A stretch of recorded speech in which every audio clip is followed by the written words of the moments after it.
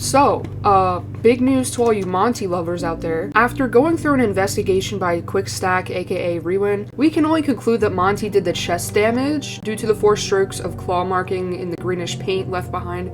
Something else that you guys need to realize, Monty received the claw upgrades after Bonnie's death. This is probably one of the most popular things that fans say to make Monty appear in a more innocent light, but people also need to realize it was a claw upgrade. His claws were just adjusted so that he could play the bass, which means that he had claws beforehand. Yeah, so even before his claw upgrade, he had claws. They just weren't updated to play the bass until after Bonnie's death. This could explain how he was able to take a chunk out of Bonnie because he still had claws. And again, we can only conclude that he did this right here because it's an obvious 4/claw mark. So I obviously don't think that he did all of this to him. So yeah, he is innocent in some light, but he still did this. We can conclude that he still did this. I don't think Monty did everything, but as we know, Monty is extremely aggressive and would have probably left Bonnie in a worse state rather than leave him all cracked and have a couple gashes on his body.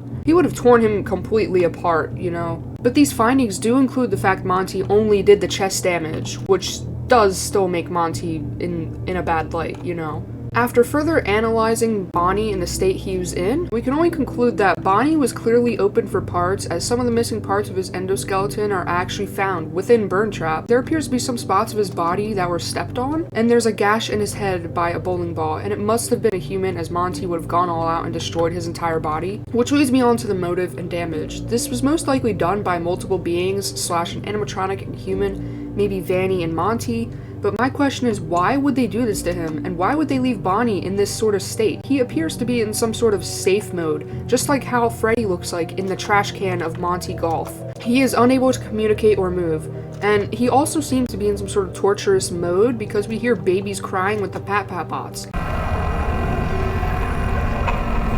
And he has obvious clear connection to the pat-pat bots because when you deactivate the 4 that are standing all around him, he can finally be put to rest and his eyes deactivate. Yep, and there you see it. His eyes turn off. Another weird thing that I found, there are tally marks. My friend, Are You Having Fun Yet, put this through a Morse code translator, and one of them translated to help me, but then they were unable to translate it again due to some unknown error. But if this really says help me, and if this really is Morse code, this could mean that Bonnie is trying to communicate through us through the AR world, and that would also explain why the pat-pats, we can only deactivate them through the AR world.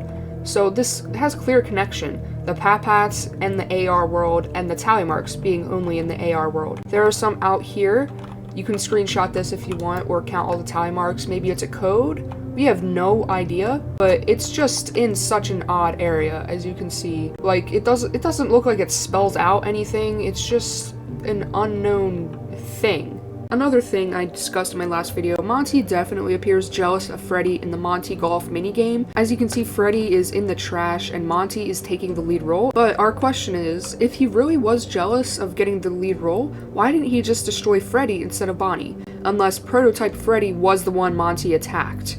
Freddy? Are you okay? He's functional.